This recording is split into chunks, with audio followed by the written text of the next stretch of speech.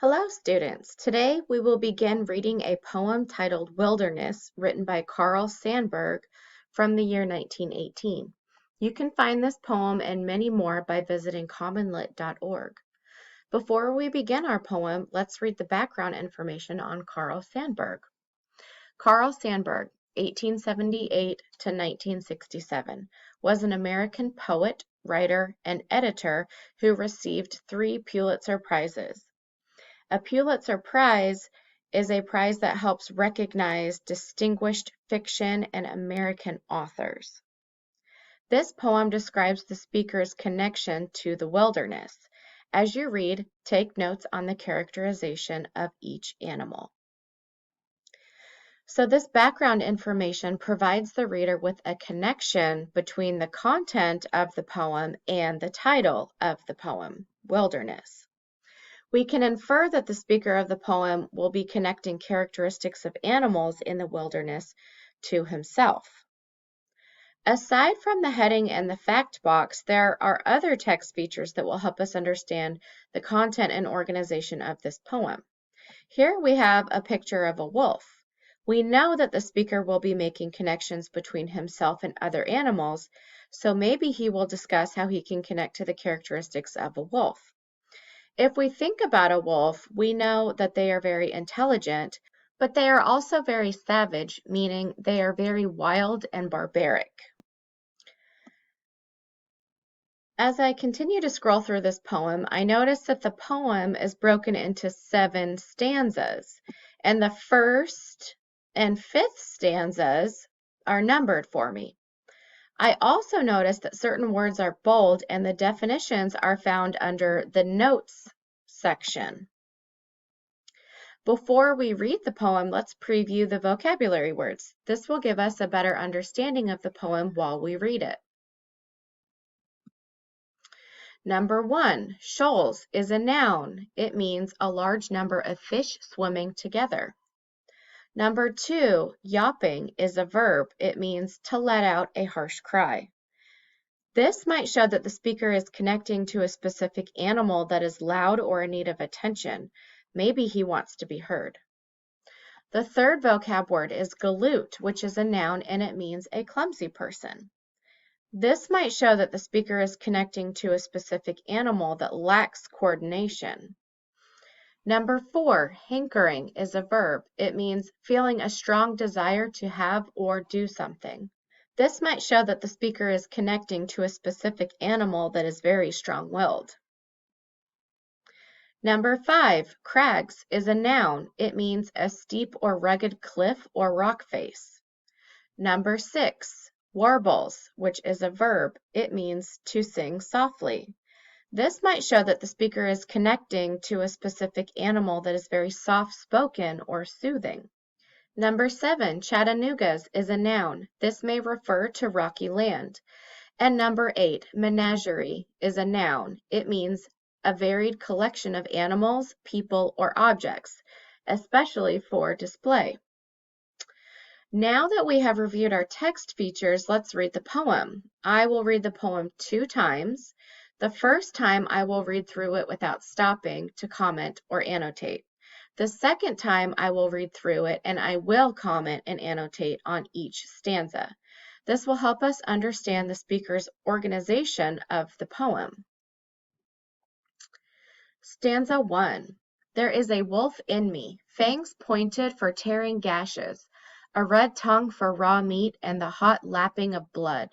I keep this wolf because the wilderness gave it to me, and the wilderness will not let it go.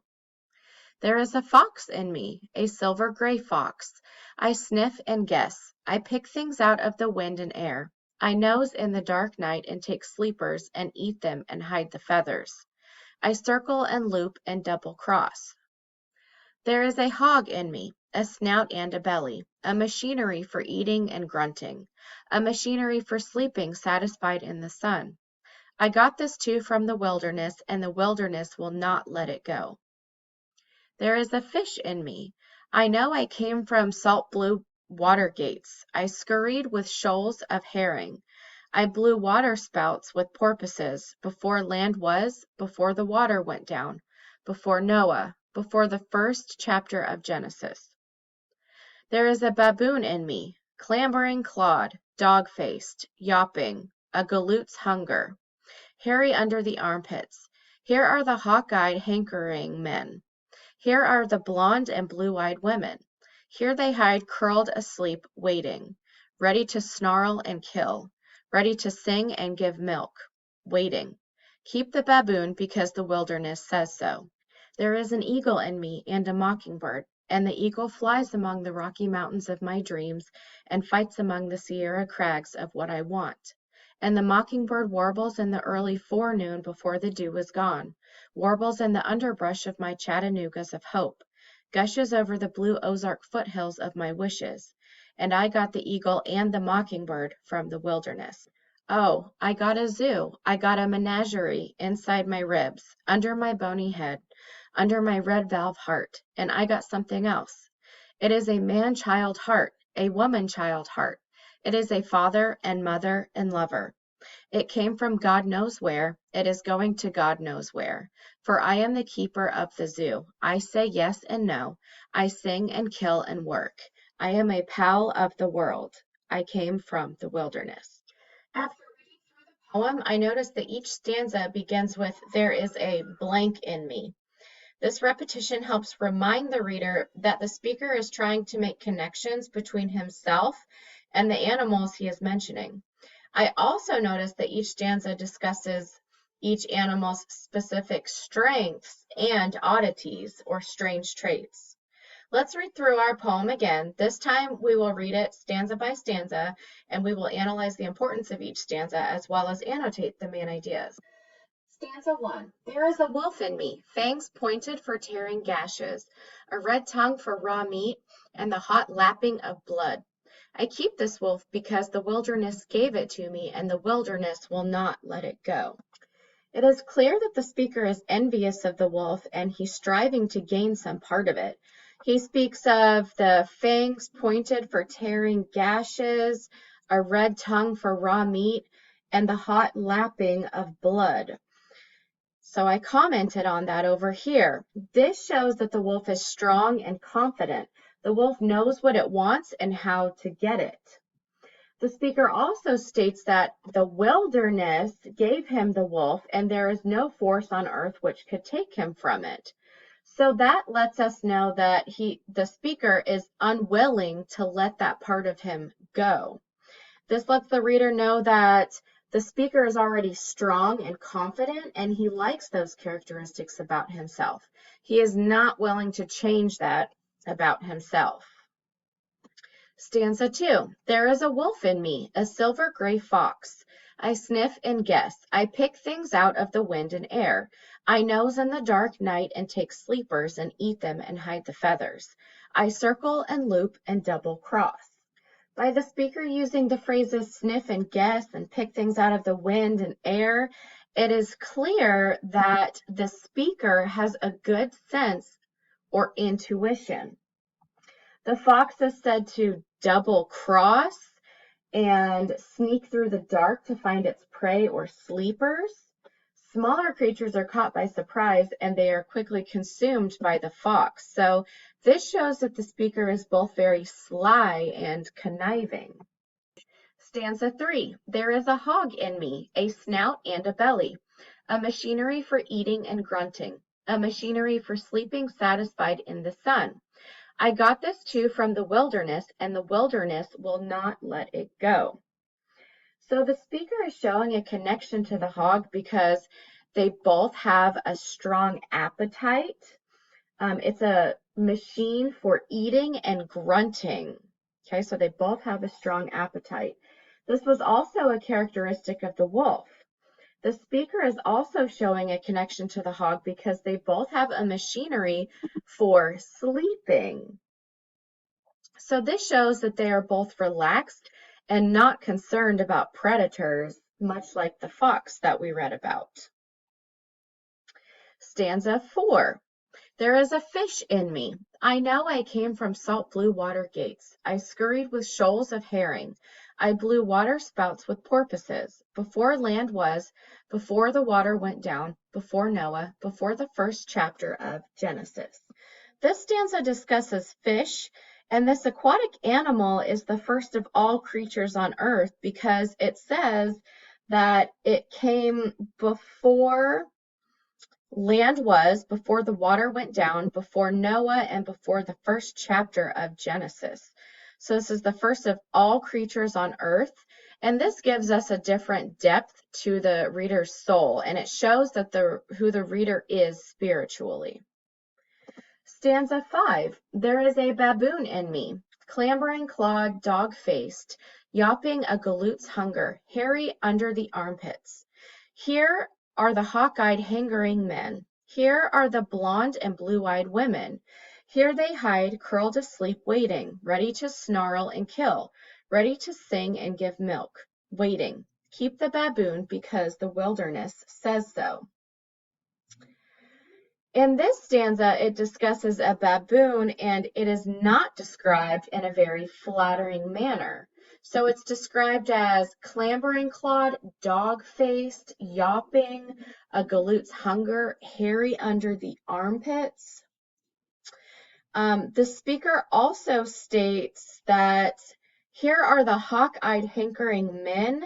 Here are the blonde and blue-eyed women. Here they hide, curled asleep and waiting, ready to snarl and kill. So these descriptions contrast the positive traits about the wolf, the fox, the hog, and the fish that we have read about so far. And the speaker is connecting with these characteristics of a baboon because he's showing that not every part of the speaker is perfect and strong, and he can sometimes be fierce.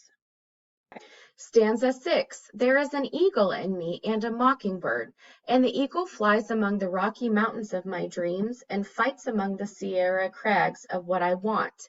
And the mockingbird warbles in the early forenoon before the dew is gone, warbles in the underbrush of my Chattanoogas of hope, gushes over the blue Ozark foothills of my wishes. And I got the eagle and the mockingbird from the wilderness. So this stanza discussed two birds that could not be more different. The eagle has the ability to fly among the Rocky Mountains and touch the speaker's dreams. It can see the crags of the Sierras without even trying. So this shows that the speaker is very determined and he accomplishes his goals. In contrast, there is the mockingbird. This smaller, less powerful bird warbles in the early forenoon before the dew is gone. It can tap into his wishes. So the mockingbird has a simple beauty about it that also brings hope to the speaker. And this shows that the speaker is also very peaceful and hopeful. Stanza 7. I got a zoo. I got a menagerie inside my ribs, under my bony head, under my red valve heart. And I got something else. It is a man-child heart, a woman-child heart. It is a father and mother and lover.